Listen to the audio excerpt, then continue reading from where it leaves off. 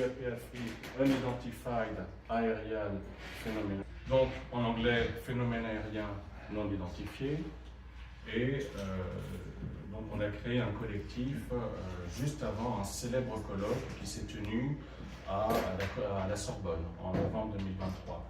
Et c'est le moment aussi où moi-même, Yann Alexander, j'ai sorti un ouvrage sur la question des ovnis en Afrique centrale, qui était une série d'entretiens avec des sociologues, des anthropologues, des gens de la société civile, des philosophes du Gabon et des deux Congo pour savoir comment ils appréhendaient ce sujet avec leur propre grille culturelle, puisque le sujet OVNI est un sujet qui revient sur le devant de la scène et dans un ensemble de médias généralistes depuis 2 ans, et particulièrement depuis le cas du lanceur d'alerte David Grush, qui était donc un vétéran de la guerre en Afghanistan et qui a fait un témoignage sous serment au Congrès, sachant que s'il ment, c'est la prison à vie. C'est un parjure. Donc il y avait une nécessité avec UAP Afrique, à travers la chaîne, de faire des podcasts informatifs, c'est-à-dire d'informer les gens et de dégager le sujet OVNI, le sujet UAP, 1, du stigma, et 2, du divertissement. C'est vrai que ce sujet, pendant, on va dire, 30 ans, 40 ans, a été un peu l'otage des mouvements zététiciens d'un côté, et des mouvements, on va dire, un peu rêveurs, des mouvements New Age, des mouvements qui ont une idée préconçue de ce que sont des aliens, des exogènes, des extraterrestres. Alors, j'emploie le mot extraterrestre avec beaucoup de réticence, parce que c'est un mot qu'on utilise de moins en moins depuis 3 ans, et souvent les gens préfèrent parler désormais d'intelligence non humaine, non-human intelligence, qui est beaucoup plus large et moins réducteur que le vocable extraterrestre, et qui est peut-être plus juste. Voilà. De la même manière, j'emploie encore de temps en temps le mot OVNI, mais il faut préférer phénomène aérien non identifié, c'est beaucoup mieux. Donc, après, effectivement, le postulat du UAP Afrique, et ça c'est un choix clairement assumé, c'est que effectivement, il existe d'autres intelligences non humaines autour de nous, et c'est un choix. C'est-à-dire qu'il y en a qui vont attendre. Vous avez plusieurs courants, vous avez le courant sceptique, vous avez le courant zététicien, vous avez différents courants, mais on a un ensemble de faisceaux, de preuves qui montrent que l'être humain pensant n'est peut-être pas au sommet dans notre environnement immédiat. J'assume complètement ce choix et c'est une pure conviction et je n'oblige personne à partager cette conviction évidemment. Et quand on fait une exposition comme ça sur les ovnis en Afrique, le but c'est pas de faire du prosélytisme autour de mes convictions, ça n'a aucun espèce d'intérêt. Par contre, c'est que les gens aient de l'information et qu'on sorte de la rengaine que les ovnis sont un phénomène hollywoodien, occidental ou une histoire de blanc. Voilà.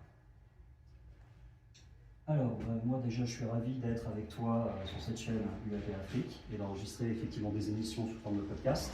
Parce que c'est vrai que quand on s'intéresse à l'ufologie, l'Afrique pour nous c'est un peu une terre incognita, une terre inconnue, où effectivement on connaît très peu de cas.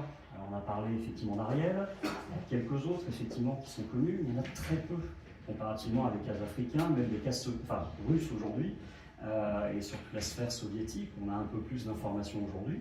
Donc c'est vrai que c'est intéressant justement de mettre en lumière des cas ufologiques, des histoires, des phénomènes, des sujets effectivement qui se passent en Afrique. Voilà. Donc ça c'est ce que l'on fait aujourd'hui.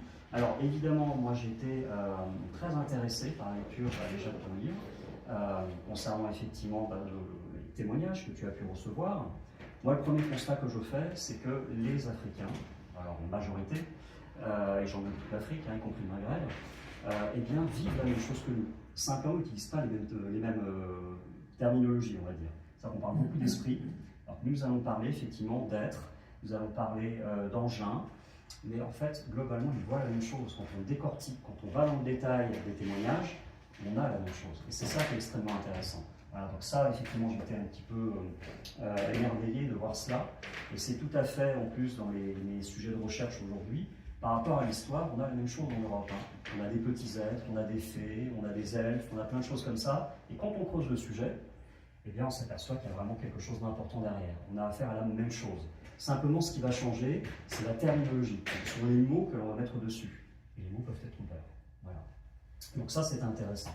Et on a retrouvé aussi beaucoup de choses très intéressantes dans l'ouvrage de Samson Mabululu Alija, qui est effectivement extrêmement intéressant parce qu'il a donc collecté tout un tas de témoignages. Et parmi ces témoignages, quand on dresse un petit peu les cas, quand on éclate un petit peu les témoignages, on les regroupe sous des choses un petit peu plus génériques, thématiques, on va trouver des choses qui ressemblent complètement à l'ufologie connue en Europe et en Occident depuis au moins 70 ans. On parle d'observation en 1954, on parle de crash, on parle d'OANI, c'est-à-dire d'objets aquatiques non identifiés. Bref, on a énormément d'observations, y compris d'êtres qui sont observés, ou de rencontres du troisième type potentiellement. Donc ça, c'est intéressant parce que globalement, en fait, la Terre entière vit la même chose. Mais elle utilise des mots différents, elle a un regard différent qui est évidemment un filtre culturel. Voilà. Donc ça, c'est intéressant. Samson Mabululu Alija est togolais, il habite à Lomé, la capitale du Togo, et il a rejoint, c'est vraiment un souhait pour lui, il a rejoint UAP Afrique en janvier 2024 et il nous a proposé cet ouvrage, Les OVNIs en Afrique, donc qui est une base de données où je pense les connaisseurs n'auront rien à prendre de particulier. C'est plutôt un ouvrage qui s'adresse aux profanes et aux Africains francophones qui commencent eux-mêmes à se poser des questions sur ce qui se passe et qui ont besoin d'un point d'entrée pour pouvoir accéder à ce sujet. Tout le monde n'a pas la patience d'aller sur Google et de farfouiller, de chercher. Et donc l'avantage avec ce genre d'ouvrage, c'est de proposer une base de données. Mais alors on va citer aussi, puisque ça va sortir bientôt, le travail de Jean-François Hobsommer de MUFON, qui lui aussi propose une base de données que nous n'avons pas encore lu, puisque ça sort en août. Mais on voit bien que, alors Jean-François Hobsommer d'ailleurs est marié à une Camerounaise, c'est un Français marié à une Camerounaise, et on voit bien qu'il y a quelque chose qui est en train de se passer aussi bien sur le continent africain qu'en Inde, où on a un renouveau de l'ufologie indienne, encore un peu petit, mais enfin il se passe quelque chose, au Japon. Donc il y a quelque chose qui se passe au niveau du monde entier. C'est pas intense de la même manière selon les régions. On a par exemple rien ou peu de choses au niveau de l'Eurasie pour le moment, du Kazakhstan, du Tadjikistan, de l'Ouzbékistan. Les données sont parcellaires, ça s'explique pour tout un ensemble de choses. Mais enfin, on peut dire que c'est qu'une question de temps pour qu'il y ait une sorte d'harmonisation au niveau des témoignages, des rapports. Et en fait, on peut arriver, c'est un peu l'équivalent des normes ISO, on peut arriver à une sorte de consensus généralisé sur et les objets non identifiés et les espèces qui sont derrière. Voilà. Je pense qu'effectivement, si on gratte un petit peu derrière tous ces témoignages, on va retrouver ce que Rabelais appelait la substantifique moelle. C'est-à-dire qu'on va retrouver un schéma commun, un canevas commun, qui regroupe toute l'espèce humaine, qui implique toute l'espèce humaine, avec des phénomènes d'observation, de contact, peut-être même d'hybridation, il semblerait que ce soit le cas aussi là-bas. Donc il se passe beaucoup de choses.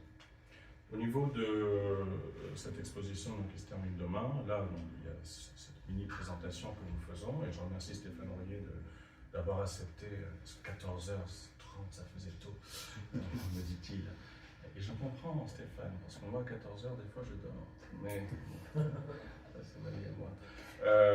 Mais juste après il y a une visite guidée qui permet donc, où je vous présente donc un peu tout ce que vous voyez là.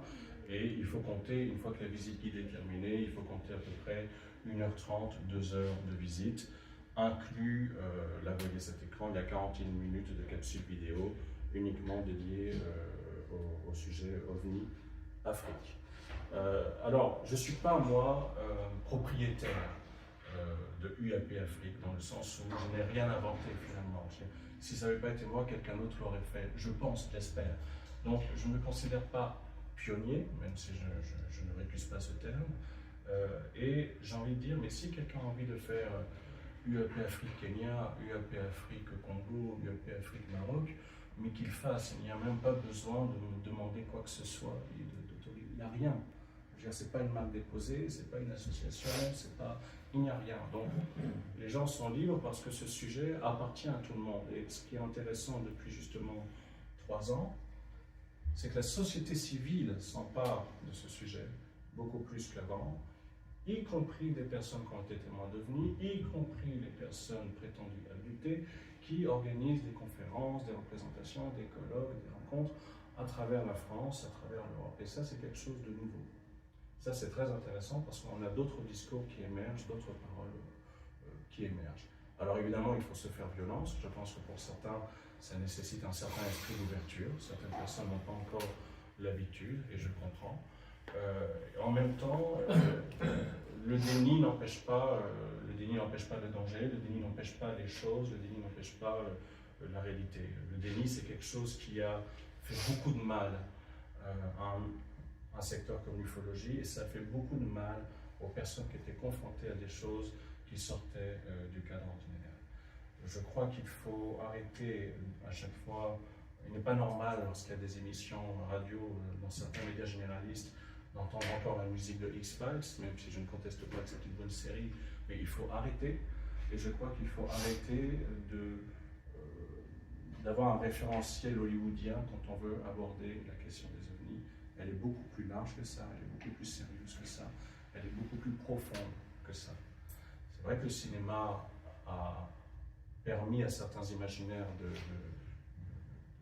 d'exister, mais en même temps, il donne une ligne, il donne une image et il compresse. Beaucoup de personnes pensaient souvent, on l'a vu notamment à travers certaines associations comme Zéro France, qui regroupent des psychologues qui accompagnent des personnes qui disent avoir vu des êtres exogènes et qui se font accompagner parce que certaines personnes ont l'impression d'être folles. Et il y avait un préjugé qui voulait que, grosso modo, les femmes qui voyaient des aliens dans leur chambre étaient des femmes hystériques, blanches de la classe moyenne américaine. Ça, vous pouvez encore l'entendre chez certaines personnes, notamment un influenceur catholique dont je tairai le nom sur une chaîne YouTube, qui a sorti ce genre d'énormité. Bon, mais qu'est-ce qu'on fait quand on voit que des gens disent la même chose au fin fond du Congo? Qu'est-ce qu'on fait quand on voit que des gens disent la même chose au fin fond du Mali? Simplement, ils ne vont pas en parler autour d'eux, ils vont garder ça pour eux. Mais à un moment donné, des fois, ils vont trouver un espace où ils vont pouvoir dire des choses. Et c'est ce qu'on constate avec UAP Afrique depuis que c'est créé. On reçoit des messages chaque semaine de Burkinabés, de Maliens, d'Ivoiriens, de Congolais, qui disent « Ah oui, mais moi, mon père, il avait vu ça. Ah, mais ma mère, elle a vu ça. Moi, j'ai vu ça. » Je trouve que ce sujet reste révolutionnaire,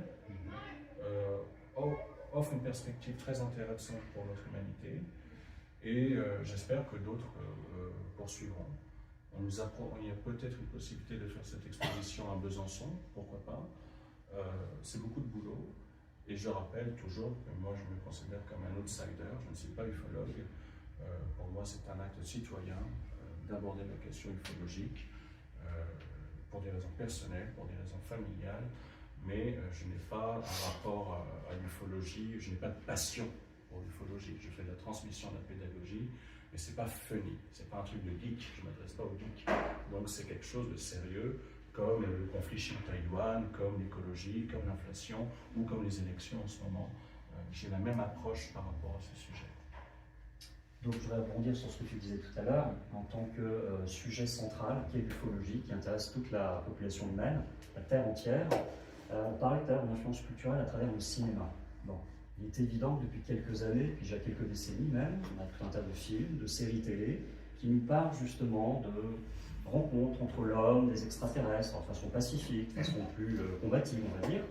En clair, est-ce qu'on ne pourrait pas se demander s'il n'y a pas une volonté, justement, on parle de divulgation, on parle d'David Grusch, d'un certain nombre de personnes, est-ce qu'il n'y a pas une volonté, à un moment donné aussi, de faire passer des messages via tout ce qui est culture, c'est-à-dire effectivement le cinéma, les séries télévisées. Là, on a quelques exemples avec des bandes dessinées, on a quelques exemples d'affiches de films aussi, c'est plus africain, voilà. On a aussi de la documentation ici avec UFO Free News, c'est-à-dire en clair des magazines qui sont sérieux, qui ont divulgué de l'information sur le sujet OVNI. Donc en fait, on a aujourd'hui énormément de supports pour diffuser de l'information, je dirais peut-être plus que jamais. Peut-être que c'est le moment, ces dernières années et dans les années à venir, où nous pourrons justement communiquer les uns avec les autres sur des observations en Afrique, en Asie, en Australie, aux États-Unis, dans le fin fond de la France, un peu partout. Donc ça, nous avons des outils révolutionnaires aujourd'hui. On n'a plus besoin d'imprimer des magazines, c'est toujours intéressant. Il suffit aujourd'hui d'écrire, de le poster au format PDF sur tous les réseaux, et on a de l'information. Alors évidemment, il faut se méfier aussi de la désinformation, parce qu'elle est bien présente, malheureusement. Mais en tout cas, aujourd'hui, plus que jamais, nous sommes à un moment donné de notre société où tout peut basculer par rapport à l'information. Alors c'est vrai que sur l'ufologie, c'est vrai que dans beaucoup de sujets sociétaux, on va dire, hein, effectivement, la politique, l'écologie, tout ce qui est rapports humains, etc. Donc il y a énormément d'informations qui circulent, et aussi de la désinformation, c'est peut-être fait exprès d'ailleurs.